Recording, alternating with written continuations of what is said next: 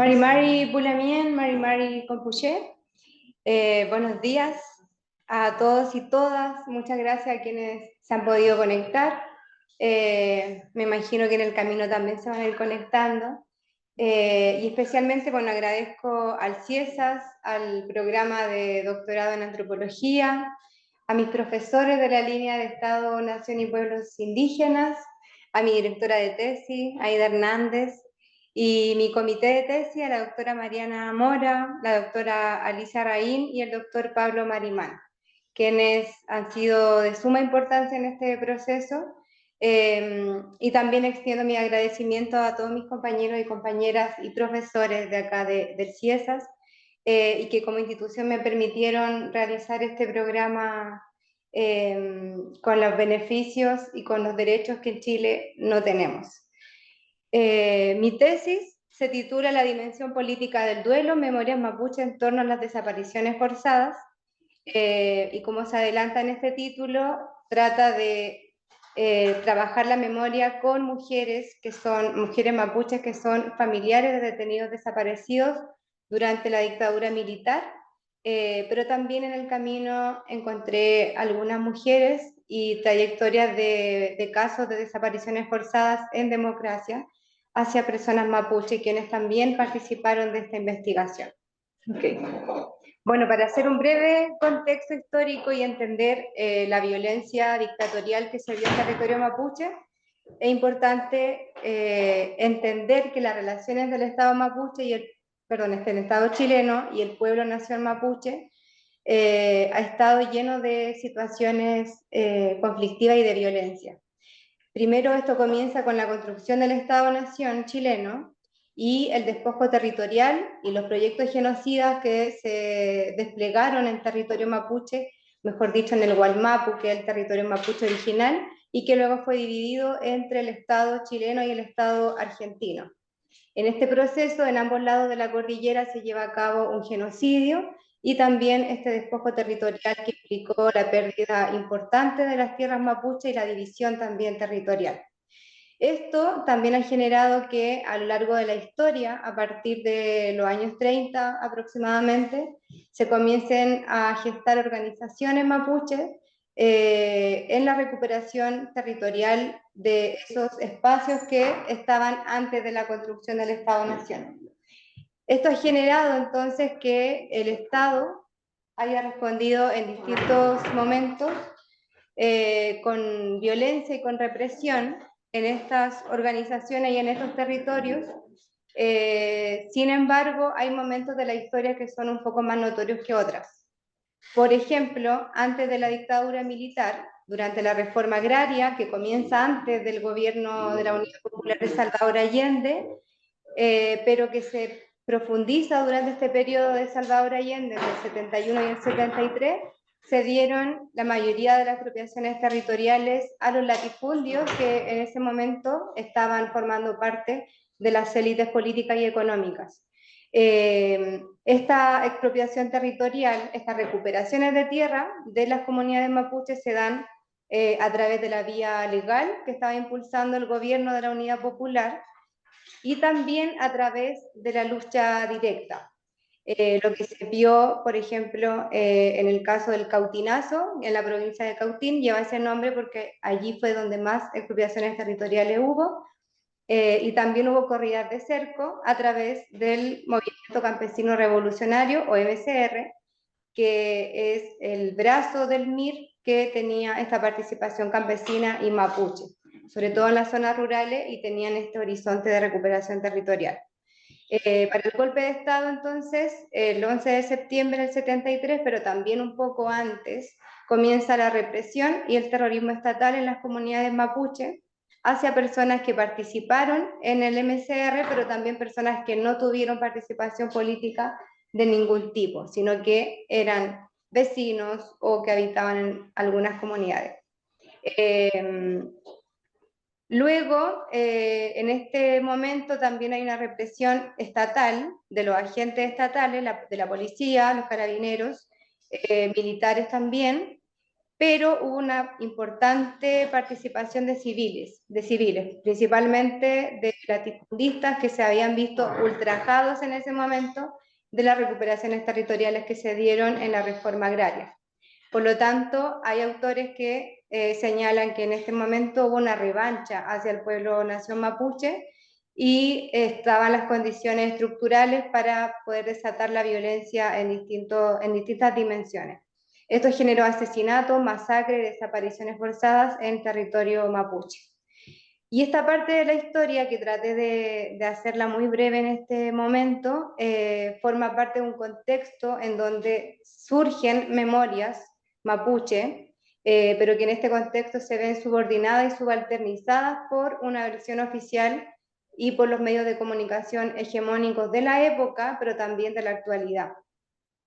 Y estas memorias subordinadas o subalternizadas, como lo menciona Ana Ramos y Héctor Nahuel Pan, son las que construyen actualmente las familias mapuche detenidos desaparecidos. Este es un mapa donde principalmente se han dado, mejor dicho, donde está la concentración de desapariciones forzadas que yo he podido indagar. En el mapa pequeño se ve la ciudad de Temuco, que es la capital de la región de la Araucanía, y un poco más arriba hay un pueblo que se llama Curacautín. Entre Temuco y Curacautín está Lautaro, que es una comuna, y alrededor de Lautaro hay muchas comunidades mapuche que hoy día están en resistencia y recuperación territorial, y en el momento de la dictadura militar vivieron la represión y la desaparición forzada. En este espacio, digamos, geográfico, geopolítico, es donde más desapariciones forzadas se dieron durante la dictadura militar. Probablemente en términos de cifras, las cifras no sean tan altas, pero en términos de porcentaje, hay que pensar que el 10%, 15% de la población chilena es mapuche, y si vemos en estas cifras, 51 personas de las víctimas registradas según el informe RETIC son mapuches, de ellos son 20 asesinados y 31 desaparecidos. Y esto último es bien interesante porque a nivel nacional hay más asesinados o ejecutados políticos que detenidos desaparecidos. En cambio, en esta región hay más desaparecidos, y estos desaparecidos son mapuches, son todos varones también. Bueno, para comprender el problema de la investigación, yo quise intentar comprender la dimensión política del duelo, entendiendo que el duelo que surge tras la desaparición forzada. Y para situar estos duelos es importante entender que en dictadura hubo un carácter racista de la represión según algunas investigaciones, lo que también genera situaciones de racialización luego de estas desapariciones, y esto forma un continuum de violencias coloniales. En este contexto, también los medios de comunicación y los discursos oficiales de la Junta Militar, que entre paréntesis también hubo mucha censura, estas fueron herramientas del terrorismo de Estado, y a través de allí se generaron también imágenes estereotipadas hacia los mapuches, y por lo tanto estos funcionan como dispositivos en los términos de Foucault, pero en el concepto de Pilar Calveiro, tomando esta idea de dispositivo, ella habla de dispositivo desaparecedor. Por lo tanto, en este caso, los medios de comunicación, los discursos, son esa herramienta, esos dispositivos que permiten la desaparición forzada en completa impunidad. Luego también es importante entender estas desapariciones forzadas en contextos indígenas, específicamente mapuche, pero comprendiendo esta dimensión indígena o el contexto indígena, esta dimensión étnica. En este sentido, la ausencia de los cuerpos, por ejemplo, el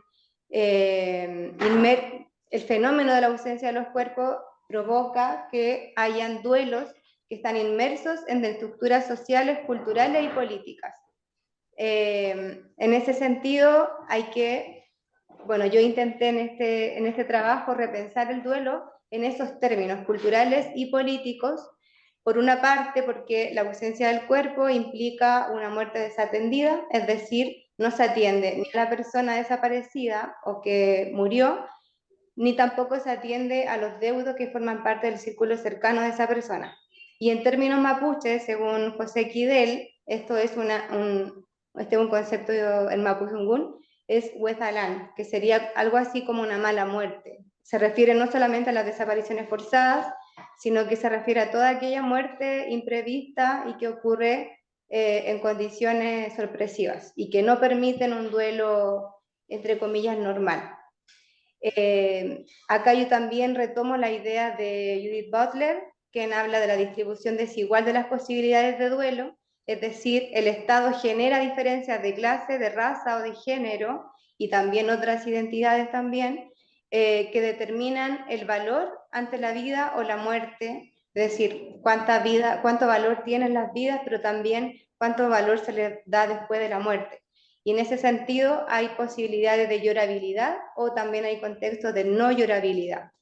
Según la misma autora, esto genera también que hayan injusticias en las posibilidades de duelo. Por eso la importancia de comprender el duelo en estos términos políticos. Y ante todo esto yo me pregunto cómo se construyen las memorias de las mujeres mapuches frente a los duelos que generan las desapariciones forzadas en un contexto colonial. Los objetivos son analizar las condiciones estructurales que dieron pie a las desapariciones forzadas de los mapuches y desde una perspectiva étnica y de género, las memorias de las mujeres en torno a las múltiples violencias que experimentaron tras las desapariciones forzadas de sus familiares durante la dictadura militar chilena. Los objetivos específicos, las categorías analíticas que trabajé son los dispositivos desaparecedores y el continuum de violencias, las violencias patriarcales, institucionales y racistas, los procesos de duelo desde una perspectiva política y cultural, las trayectorias políticas y la desestabilización de los roles de género, y los sentidos que tienen las mujeres mapuche en torno a la justicia. Este es el capitulado de mi tesis. En la introducción hablo principalmente del problema de investigación, también de la metodología y de una discusión sobre el rol que tenemos en el trabajo investigativo con las actoras con quienes trabajamos. Son 4 capítulos que ya voy a explicar cada uno de ellos. El primero es la violencia, el segundo los agravios, el tercero los duelos y el cuarto las memorias. Y en las reflexiones finales retomo el trabajo ya analizado durante mi tesis con las ideas principales de la dimensión política y cultural del duelo, los rostros y los rastros de la memoria, la importancia de los archivos, repensar los roles políticos de las mujeres y luego el camino que sigue por delante, que es la recuperación de la memoria. También retomo en términos teóricos el campo social de la memoria, principalmente ese es el campo de donde surge mi investigación, pero la memoria desde una perspectiva étnica y de género. Probablemente no utilicé el concepto de interseccionalidad debido a todas las dimensiones y perspectivas también que eso genera. Entonces en esta tesis me enfoqué principalmente en estas 2 categorías y en estos 2 sistemas también de opresión que generan estas 2 categorías. Entonces, retomando los postulados de Ana Ramos, las violencias generan construcciones de memoria que se dan en contextos de violencia y subordinación desde el Estado. Y estos contextos surgen a partir del evento crítico que ella también retoma de Benadás, como aquel evento de violencia profundamente destructivo de los mundos y formaciones socioculturales. En este caso, Ana Ramas se refiere específicamente al contexto mapuche en Argentina y también en parte de Chile, de lo que hoy día es Chile y Argentina. Por lo tanto, estas memorias son subordinadas, subalternizadas y estalladas, como también dice Ana Ramos, de acuerdo a este evento de violencia que surge. Y en ese sentido, el contexto general entonces serían las memorias indígenas que se dan en este contexto. Sin embargo, estas memorias subordinadas, subalternizadas o estalladas también forman parte de una herramienta de lucha. Y ahí retomo los postulados de Aida Hernández, de Olga Ruiz y de Ana Ramos para comprender que las memorias no solamente son subordinadas en estos contextos de violencia, sino que también tienen un poder agencial dentro de las luchas que se tienen por la verdad y la justicia actualmente. También fue importante retomar los postulados sobre memorias y archivos mapuches, ya que gran parte de mi investigación fue una revisión de archivos, que ya les voy a mostrar. En este campo social de la memoria también es importante entonces el género, por una parte, ya que el campo social de la memoria colectiva siempre ha estado en diálogo con el género y viceversa, y también se han enriquecido mutuamente, y también porque en el contexto de la dictadura militar hubo especificidades de género tanto para hombres como para mujeres, en la represión, en la forma en que luego se construyen las memorias y también en los vínculos que se tienen en el entorno social más cercano. O sea, depende mucho también del contexto rural, si es un contexto urbano, si es dentro de un barrio. Todo eso también genera algunas diferencias en las especificidades de género y cómo las mujeres se vinculan entre sí. Y por otro lado también retomo esta idea de que la maternidad y la esfera privada están cargadas también de un contenido político. La maternidad probablemente ha sido una identidad de las mujeres del Cono Sur que más ha trabajado en torno a las desapariciones forzadas por el rol de madres que han tenido en distintas organizaciones, pero también ha sido una discusión bastante crítica hacia esa mirada de la maternidad, porque hay algunas autoras que señalan que es una forma de reproducir los roles tradicionales de género. Sin embargo, con esta idea que yo retomo tanto de Hernández como Peñalosa en Nahuelpan, entiendo que en la esfera privada, en la familia, también hay un aspecto político importante que se debe recalcar. Mi trabajo de campo y de archivo lamentablemente se dio en un contexto de pandemia, ahí surge todo. Desde que empezamos el trabajo de campo se generaron las primeras señales de COVID acá en la Ciudad de México y luego cuando nos tocó el momento de ir a campo estábamos en pleno confinamiento. Entonces eso a mí me obligó al menos a buscar alternativas y en este caso fue la revisión de archivos. En una primera instancia, archivos digitalizados que me conseguí en páginas que ya estaban digitalizados y también de otros historiadores que me compartieron algunos de estos documentos.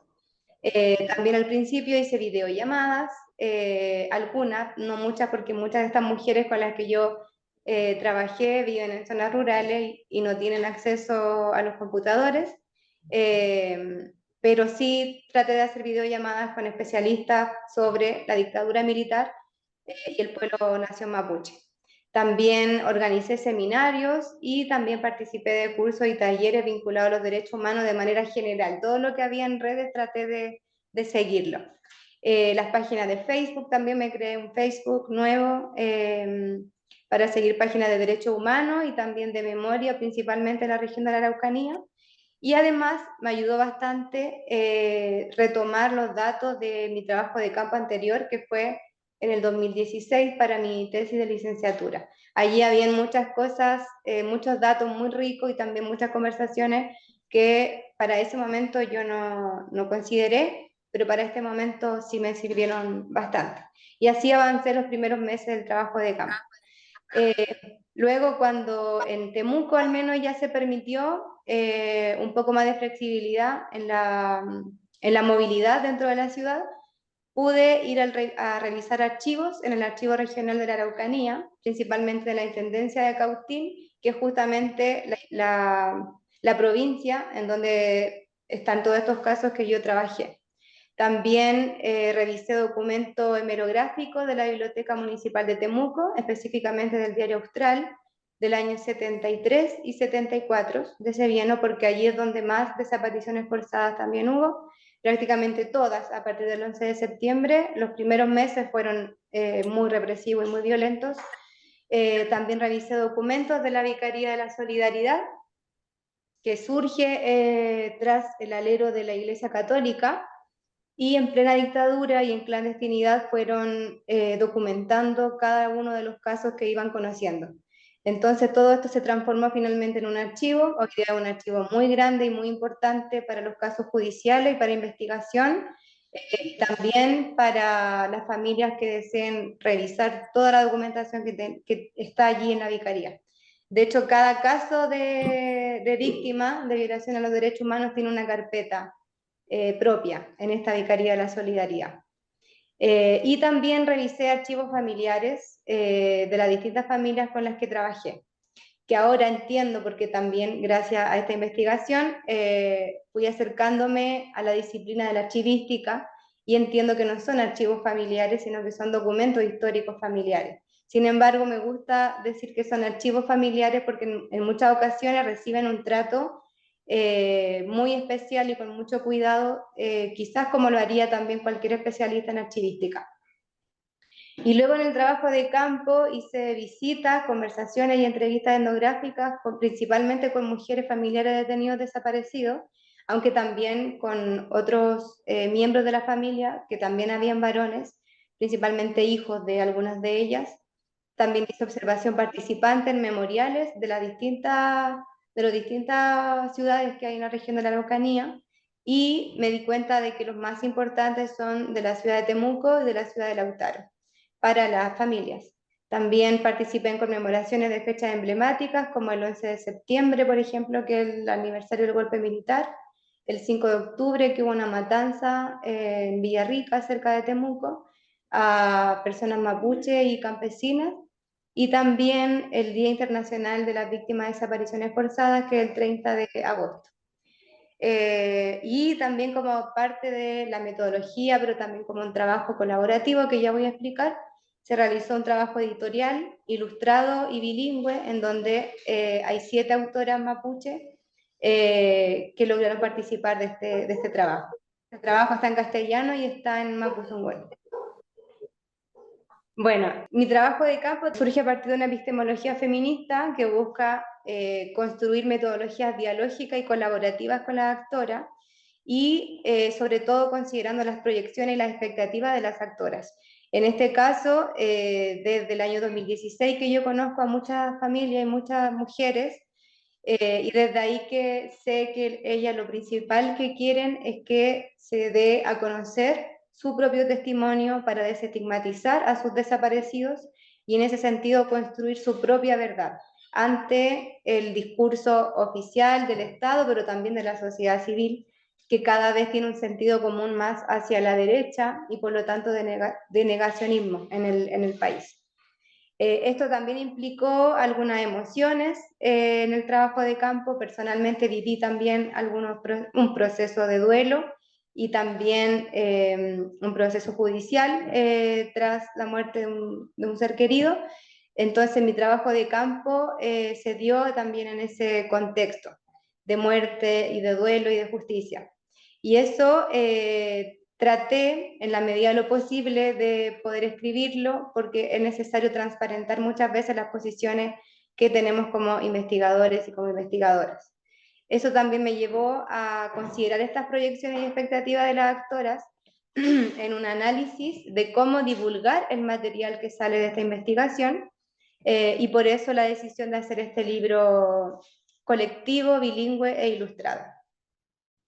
Eh, Todo esto también responde a la necesidad de recuperar la memoria en un país que cada vez está siendo más negacionista frente a las violaciones de derechos humanos que hubo en dictadura y luego también para el estallido social.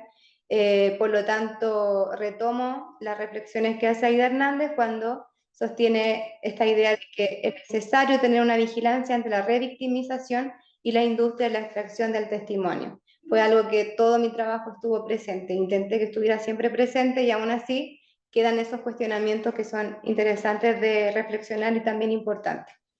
Y esto también lleva a crear espacios y formas alternativas para dar cuenta de la palabra, retomando la idea de Mariana Mora. Por eso la necesidad de buscar otros espacios que no solamente sean los académicos, porque en el contexto académico nos podemos leer, pero en otros contexto, digamos, este conocimiento no llega. Entonces, tiene que haber también otras formas de poder traducir ese conocimiento. O que las propias mujeres sean quienes, desde sus propias voces, puedan levantar esa memoria.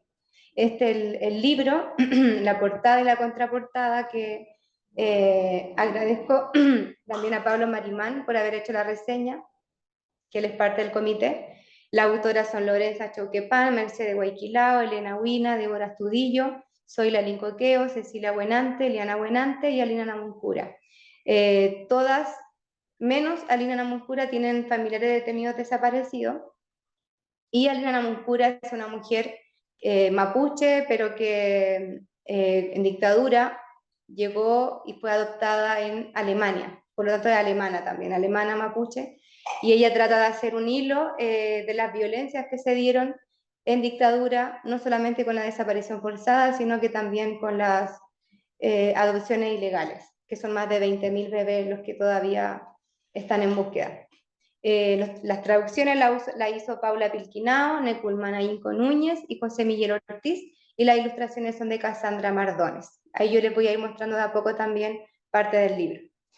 Y bueno, en este primer capítulo, intitulado Las violencias, trato de hacer un recorrido del continuum de violencias coloniales que se da en territorio mapuche, cómo algunas mujeres vivieron el golpe de Estado y luego la desaparición forzada de algún familiar, y principalmente me centré en analizar los documentos que estuve revisando, tanto de la prensa como los documentos institucionales pertenecientes a la Intendencia de Cautín. Allí también veo algunas imágenes estereotipadas que surgen a partir de estos discursos oficiales y la violencia que eso conlleva en términos de armar un discurso que pueda justificar la violencia en este territorio. Esto ya lo expliqué brevemente, es el periodo, digamos, de la reforma agraria que se da un poco antes de la dictadura militar, y la represión y la revancha que luego ocurre en territorio mapuche, lo que generó encarcelamientos, tortura, asesinatos, desapariciones forzadas, secuestros, allanamientos, persecución, amenazas, y todo esto de parte de agentes estatales, pero también de civiles, principalmente latifundistas que eran vecinos de estos territorios, que antes se habían visto beneficiados durante el despojo territorial que hizo el Estado chileno contra el pueblo nación mapuche. Y como les adelantaba entonces, en el Diario Austral de Temuco, entre los años 73 y 74 principalmente, yo doy cuenta de que hay un rol activo del diario y de los medios de comunicación en general, que en ese momento se permitían circular, porque también se acabaron casi todos los medios de comunicación alternativos, y esto generó una construcción de imagen estereotipada de las y los mapuches a lo largo de la historia. Esto también generó que en la dictadura, al menos, se construyeran discursos oficiales que circulaban en el diario oficial, que es el Diario Austral de Temuco, a través de bandos militares, que eran estos discursos oficiales escritos a máquina por la Junta Militar, que luego se entregaban a los medios de comunicación para poder difundir en la población. Y estos discursos oficiales también estaban llenos de violencia, amenazas, y los estereotipos que se generaron hacia los mapuches ayudó también en la justificación de la violencia estatal en este territorio y del aniquilamiento. Acá, como dice también Dani Monsalves, que él trabaja los bandos militares y los medios de comunicación en dictadura, aunque no mapuche. Él dice que el objetivo de estos bandos militares, de los medios de comunicación, era crear un clima emocional psicosocial que hiciera más vulnerable y manipulable a la población. La función informativa era propagandística, es decir, no pretendían dar cuenta de una realidad, sino interpretarla. Y para ello venían trabajando desde antes del golpe de Estado. Por lo tanto, cuando el golpe de Estado ocurre y comienza la dictadura militar, ya el discurso de un enemigo interno, del marxismo, del extremismo y del terrorismo que significaba ser de izquierda, ya estaba en la sociedad. Por lo tanto, todas las decisiones en torno a la represión que se tomaron muchas veces también fueron avaladas por la sociedad, y también, por otro lado, por el terror que esto mismo generaba en la sociedad civil. Aquí puse algunos ejemplos de documentos que encontré. El del lado izquierdo es una nota que habla de un fondo que fue tomado por...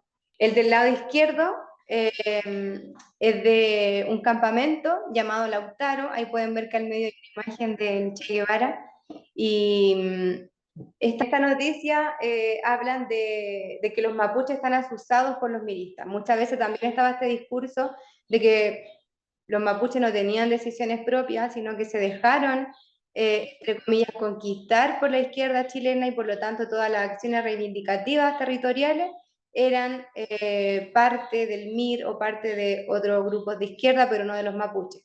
Y cuando hablaban de los mapuches en los medios de comunicación, los mostraban también como salvajes, como personas que no saben resolver sus asuntos, que tienen problemas de tierra con los vecinos y un largo etcétera. También puse de ejemplo esta noticia que aparece al medio, dice la mapuche utilizada como subtítulo y habla de una mujer mapuche que efectivamente estaba en un proceso de recuperación en la costa de Chile y ella habla con un periodista para contar que llegaron los helicópteros, que hicieron un allanamiento en ese lugar, pero luego la amenazaron a ella y subieron esta nota que dice, describe de que ella fue utilizada y que fue pagada incluso con dinero del propio Salvador Allende.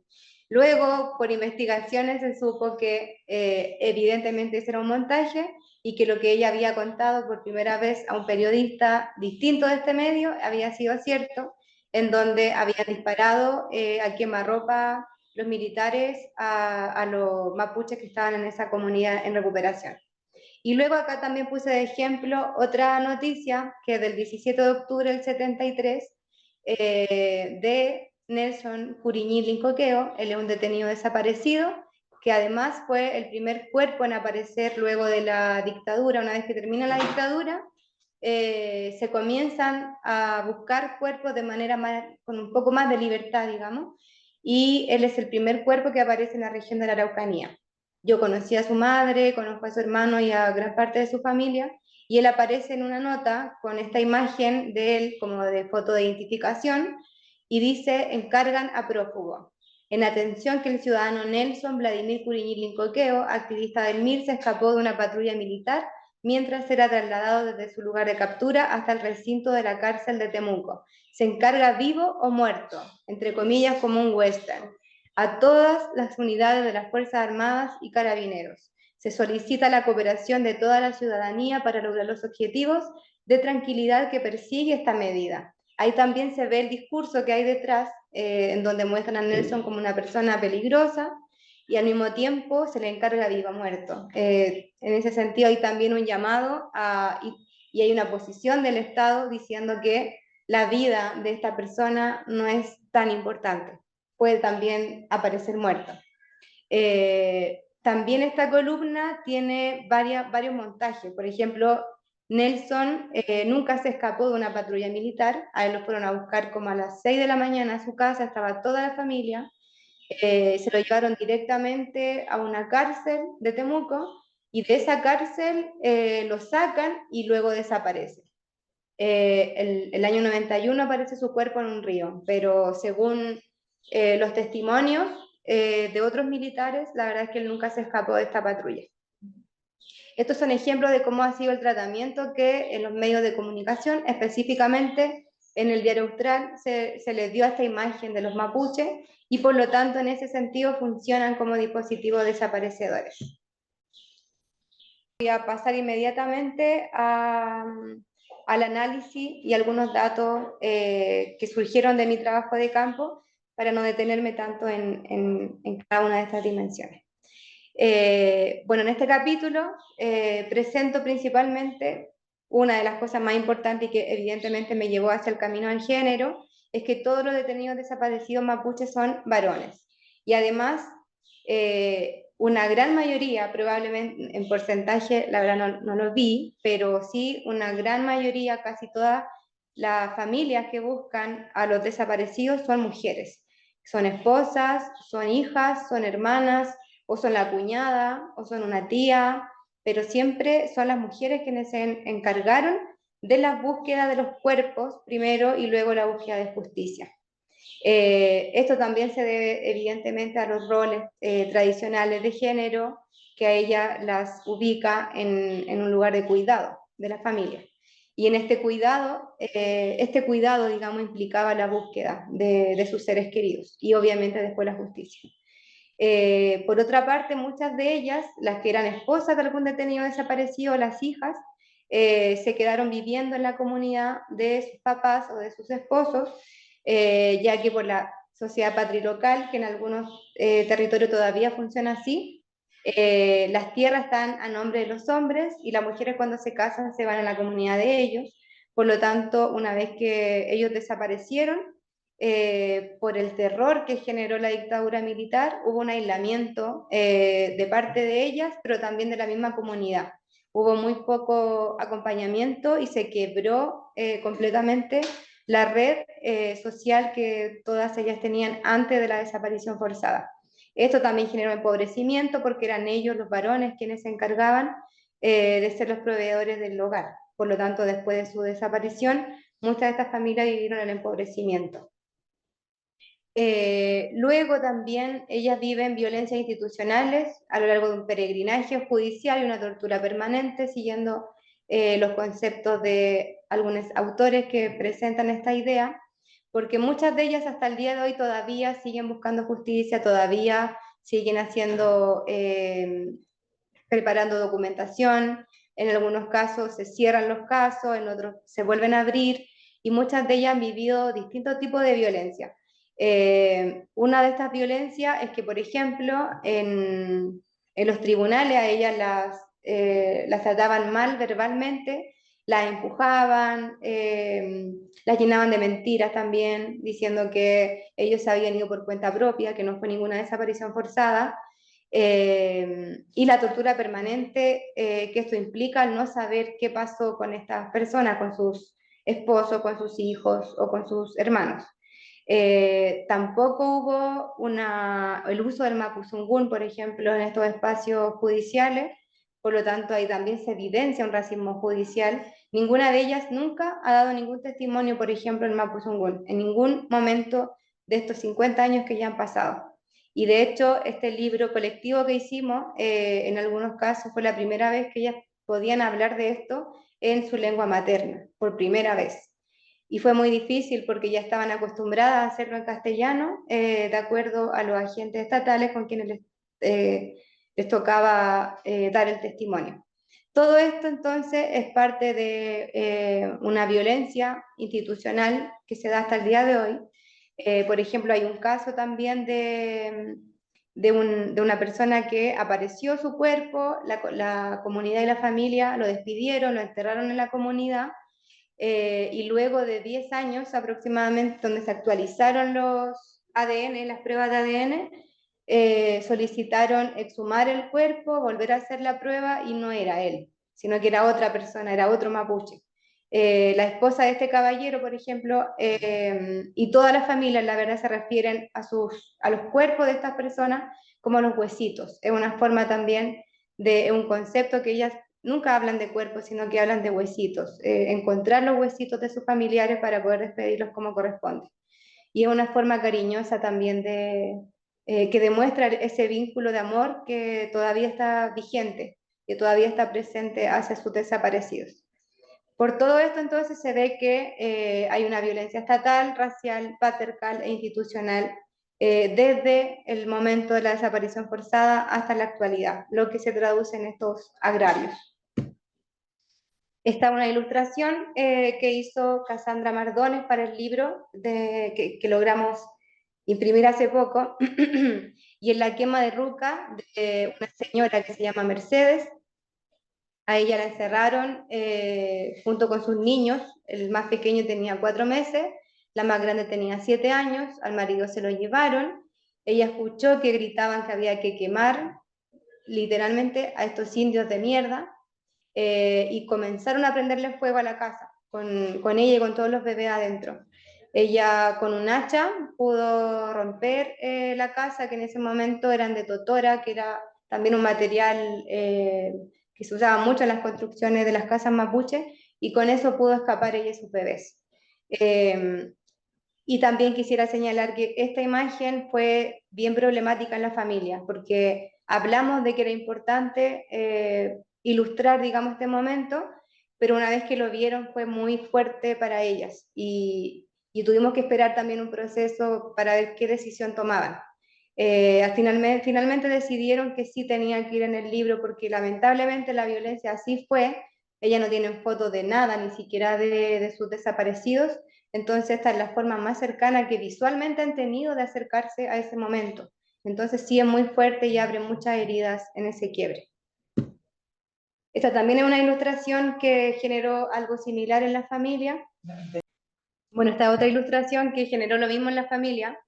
En algunos casos las hermanas no querían que fuera en el libro y otras decían que sí, finalmente lo conversaron y todas estuvieron de acuerdo de que sí debía ir en el libro, porque por más brutal y doloroso que pueda ser esta imagen para ellas, sí es importante que se pueda difundir este tipo de ilustraciones.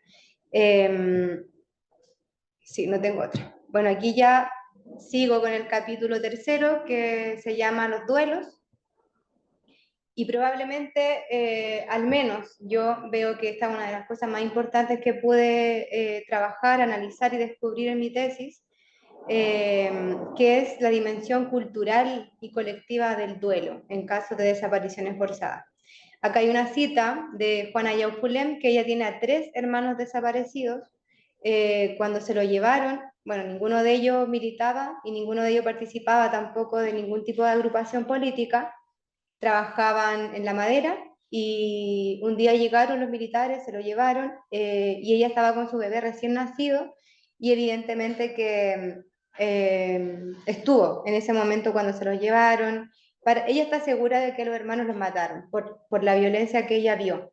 Y un día, en el trabajo de campo, conversando con ella en una conmemoración del 11 de septiembre, me contaba que su madre ya había fallecido de la pena de no haber encontrado nunca a sus 3 hijos y que solamente tomaba mate. Era lo único que hacía en los últimos años y murió por no comer, por esa probablemente depresión y ese sentimiento de tristeza que Juana mencionaba sobre su madre. Yo ahí, y también lo cuento en la tesis, que torpemente le dije que por lo menos quizá ahora su mamá estaba con su hermano.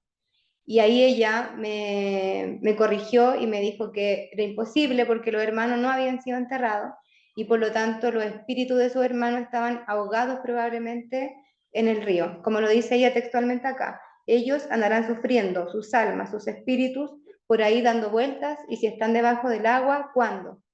En los raudales, en las más honduras los tiraron por ahí. La verdad es que esta es una teoría de, del paradero de los desaparecidos en Chile que están o en el mar o en los ríos.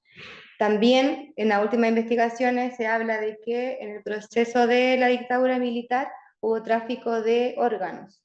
Entonces, la verdad es que mientras los propios militares y los propios agentes estatales y civiles que participaron de estas desapariciones no hablen, va a ser imposible saber dónde están estos cuerpos. Ya han pasado más de 50 años.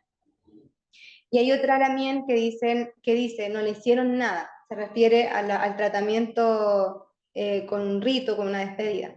No le hicieron nada, por eso su espíritu no anda bien, no anda como en el aire vagando. Y por eso ellas mencionan la importancia del elugún, que es el rito funerario mapuche que dura muchos días, 4 días, tiene distintos momentos, pero la importancia del elugún es que al espíritu, al am o al puyu de la persona, que sería como en términos cristianos el espíritu del alma, la idea es despedirlo, con lo bueno, con lo malo que hizo en la tierra, pero despedirlo para que pueda emprender este viaje hacia el buen Humapu, que es el lugar donde llegan muchos de los Puyu o de los Am, depende del territorio. En esta imagen se ve la ilustración que también hizo Cassandra Mardones, considerando justamente esta cita de Juana Yaufulem. Por eso la importancia entonces de entender los duelos en términos culturales, en términos colectivos, porque el duelo ha sido bien trabajado desde la psicología, también desde la psicología comunitaria, y desde la antropología se ha trabajado desde esta dimensión más cultural y de comprender que genera un antes y un después en el estatus de la persona que antes estuvo viva y que luego estuvo muerta. En ese sentido se retoman las discusiones de Víctor Turner, quien habla de la liminalidad. Cuando no hay una despedida adecuada, el cuerpo, perdón, la persona desaparecida está en un estado liminal y los deudos también se encuentran en ese estado, porque no hay una muerte social explícita ni reconocida en donde se pueda decir y afirmar que esta persona murió y que su espíritu, su puyú, llegó al lugar donde debe llegar, luego de un elugún. Bueno, aquí Laura Panizo también habla de las muertes desatendidas para dar cuenta de este problema, porque son muertes que como no se reconocen, al no existir los cuerpos, los huesitos, entonces no se atiende ni al muerto ni se atiende tampoco al círculo cercano de esta persona. En este capítulo también hablo de las injusticias transicionales que Chile, al menos considerando el contexto latinoamericano y cómo surgen las injusticias transicionales en Chile luego de la dictadura, se basan principalmente en el derecho a la verdad, a la justicia y la garantía de no repetición. Todo esto, tanto la verdad como la justicia, la garantía de no repetición, están en discusión todavía, porque las políticas públicas no logran todavía dar cuenta de todos los sentidos de justicia que tienen las víctimas de derechos humanos. El derecho a la verdad ha sido algo que no se ha respetado, a pesar de los esfuerzos y de los discursos que ha hecho el Estado chileno desde que termina la dictadura, porque todavía no se sabe la verdad. Mientras no aparezcan los cuerpos, en el caso de las desapariciones forzadas, el derecho a la verdad no está siendo respetado. El derecho a la justicia tampoco, porque al menos las personas que fueron perpetradores de violación a los derechos humanos tienen hoy día deben tener 80, 90 años, muchos de ellos ya han fallecido, por lo tanto, la justicia en esos términos no se ha logrado tampoco en la mayoría de los casos mapuches. Y la garantía de no repetición, por supuesto que tampoco no. Hace poco también lo vimos en el estallido social, la violación a los derechos humanos que se dieron con la represión en Chile y en distintas ciudades del país, y además que esta garantía de no repetición no consideran el contexto político ni colonial del pueblo nación mapuche. En ese sentido, el Gualmapu sigue militarizado, por ejemplo, el único territorio de Chile que está militarizado todos los días. Se siguen asesinando mapuches todos los días y también reciben algunas penas injustas en casos de aplicando la ley antiterrorista que se creó justamente en dictadura. Es una persecución que todavía se está dando en ese territorio. Por lo tanto, no se puede garantizar que no vuelva a ocurrir una desaparición forzada, al menos en este contexto. Para algunas familias, para la mayoría, todas quieren ver a los responsables en la cárcel. En algunos casos ya saben que eso no se puede porque ya murieron o están muy viejos, entonces ya no se va a poder, pero lo que ellas sí acceden todavía y luchan todavía es por el derecho a la verdad. Y también en algunos casos, como Manuela Guayquil, aquí aparece una cita de ella, dice: yo creo que como familia se exige que esto no vuelva a pasar. Esta frase es lo que muchas familias dicen. Si yo puedo pedir algo, es la verdad y que esto no vuelva a pasar en ninguna otra familia, que no se lo dan a nadie y que esto no debería ocurrir nunca más. Allí se ve entonces la exigencia que muchas familias tienen frente a esta garantía de no repetición. Por otro lado, también la justicia transicional, lo que sí ha hecho durante este tiempo, cuando se aplican las reparaciones en términos económicos, es entregar un bono por única vez a algunas de las familias de detenidos desaparecidos. En algunos casos también tienen acceso a becas de educación y otro tipo de reparaciones económicas que claramente no consideran la perspectiva cultural o colectiva, no está dentro de las políticas públicas, sino que estos son para todos, tanto para chilenos como indígenas. Pero a pesar de eso, para las familias, estas reparaciones económicas son muy importantes y las resignifican también. Acá hay una cita, por ejemplo, también de Rosa Guayquil, que es hermana de Manuela. Ella dice, hablando de la pobreza que vivieron luego de la desaparición de su papá, dice: para nosotros no había comida, no había comida. No había pan, no había nada. Harina, encontrábamos trigo. Mi mami encontraba molido y nos daba un poquito de harina. Encontraba un poquito de harina y nos sentaba a la orilla del fuego y a todos les dejaba un poquito de pan. Con eso teníamos para mantenernos. Y así fue hasta que la mami conoció a don Víctor. Don Víctor conoció a la mami cuando era súper pobre todavía. Ahora somos ricos, lo dijo en un tono de broma. Ahora somos ricos, ahora tenemos buena casa. Si don Víctor a veces se sentaba y no le importaba compartir en el fogón, cocinando arriba de él con los gatitos, los perritos al lado. Cuando se refiere a don Víctor, Rosa, Víctor es Víctor Maturana, quien fue director del Centro de Investigación y Promoción de los Derechos Humanos, que se formó en plena clandestinidad en dictadura, luego siguió y cerró sus puertas aproximadamente hace unos 2 años. Víctor Maturana, junto con el equipo de Simpro, se dedicaron a investigar en plena clandestinidad todos los casos de desapariciones forzadas y ejecuciones políticas del territorio mapuche. Por eso ella se refiere a él con tanto cariño, porque además él les orientó a todas estas familias de zonas rurales y también mapuche cómo llevar a cabo luego los procesos judiciales una vez que terminó la dictadura. Por eso se refiere a él, que gracias a él de alguna forma ellas tienen lo que tienen hoy día, esas reparaciones económicas. Y bueno, esto forma parte también de cómo ellas materializan la ausencia de los desaparecidos a través de fechas conmemorativas y de espacios conmemorativos que son los memoriales. La mayoría de los memoriales surge también de la justicia transicional como una política reparatoria para dar cuenta de los hechos del pasado de la dictadura militar, pero también se han transformado en espacios de disputa, algunos grupos de extrema derecha lo han rayado. La verdad es que todos los memoriales han sufrido algún tipo de violencia en distintos momentos. Y por otro lado hay otros que no se han terminado de construir, algunos que están en proceso de hace muchos años, pero la verdad es que hay esos dos, al menos memoriales, son súper importantes para la familia. Ellas siempre llevan allá a sus nietas, llevan alguna visita cuando la van a buscar al terminal de Lautaro, lo llevan al memorial como si allí estuviera realmente la persona desaparecida. En la foto de mano derecha se ve la placa con el nombre de Gervasio y ahí está la señora Mercedes, la que escapó de las llamas de la ruca, dejándole un clavel rojo, que también es un símbolo muy importante en estos espacios de memoria y de derechos humanos en Chile.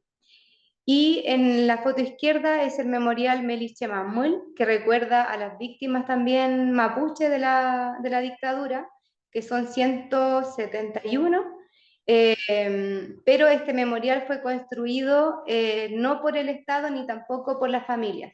Y la verdad es que de todo el tiempo que yo estuve haciendo trabajo de campo, ninguna familia indicó, porque yo también les pregunté muchas veces si es que conocían el memorial y no lo conocen, a pesar de que sí tiene esa intención de reconocer a las víctimas para las comunidades locales, para la agrupación y para la familia, no genera un vínculo, hay también matrimonios, los cumpleaños, como que hay muchas fechas que se recuerdan y que se conmemoran en estos espacios de los memoriales.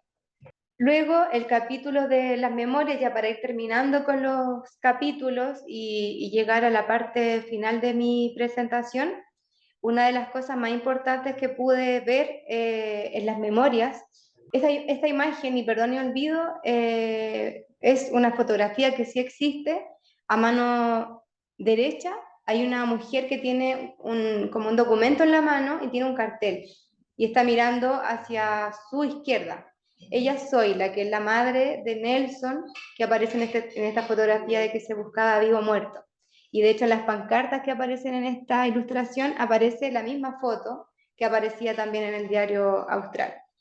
Acá yo retomo una cita de una Lamien que tiene a 3 hermanos desaparecidos que ellos sí pertenecían al movimiento campesino revolucionario, y ella me contaba que le habla a otras mujeres y les pregunta: ¿y qué quieren ustedes? ¿Que se sepulten para siempre las cosas que les pasaron? Ella habla en este tono cuando nota que hay otras compañeras que no tienen ganas de hablar y que optan por el silencio, y dice que siempre las convence finalmente de sacar a la luz toda la violencia que ellas vivieron.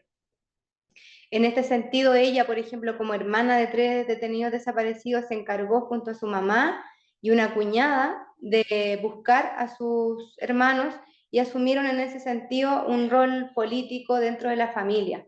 En ese sentido, tanto la señora Zoila como la mamá de Guillermina y de otras mujeres que son madres de detenidos desaparecidos asumen un rol público muy importante en estos casos de desapariciones forzadas y violación a los derechos humanos, en donde en algunos casos también se ve el vínculo que tienen con agrupaciones de derechos humanos en la búsqueda de justicia y verdad en términos más amplios, no solamente por el caso de cada una de ellas.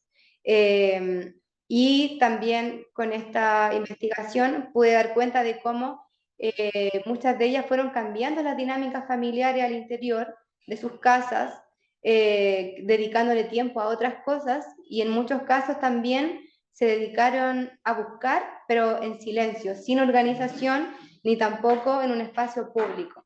Por eso retomo esta discusión de que la maternidad tiene un rol político, a pesar de que no esté en los espacios públicos. Y en eso hay una desestabilización de los roles de género también. Y ya para terminar, sí, vamos a las conclusiones.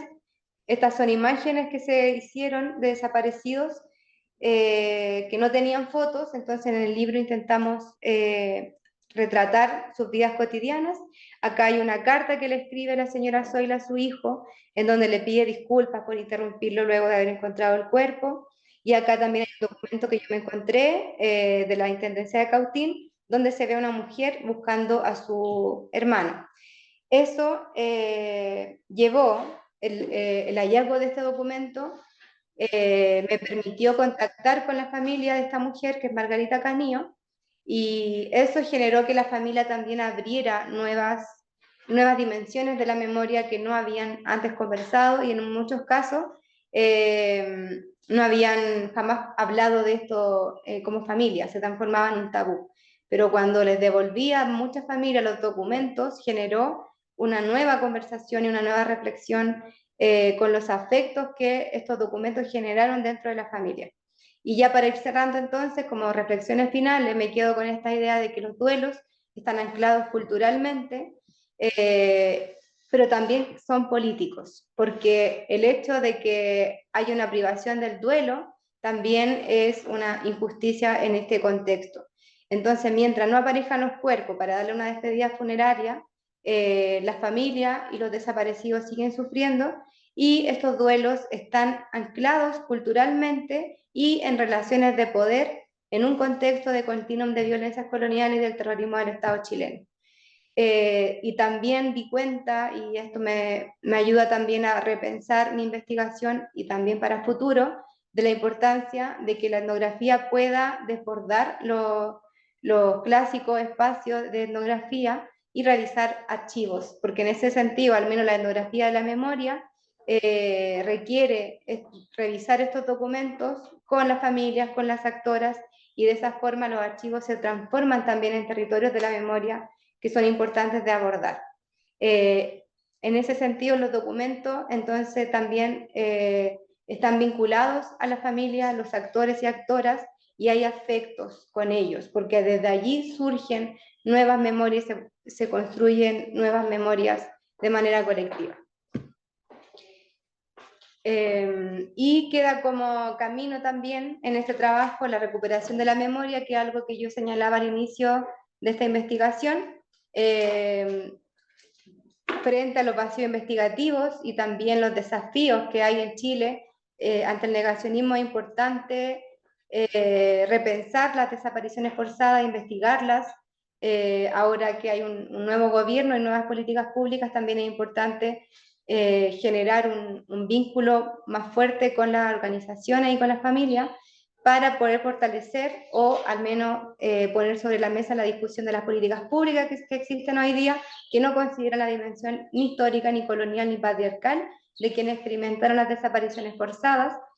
También fortalecer otros espacios no hegemónicos, como periodísticas, por ejemplo, organizaciones sociales, el trabajo de la memoria y la archivística, y por supuesto, la memoria de las mujeres mapuche deben pensarse no solamente dentro de un contexto de violencia, sino que desde allí verlas con una capacidad de agencia ante la necesidad de desestigmatizar y construir verdad sobre los detenidos desaparecidos que son sus familiares. Y Chaltumay, muchas gracias.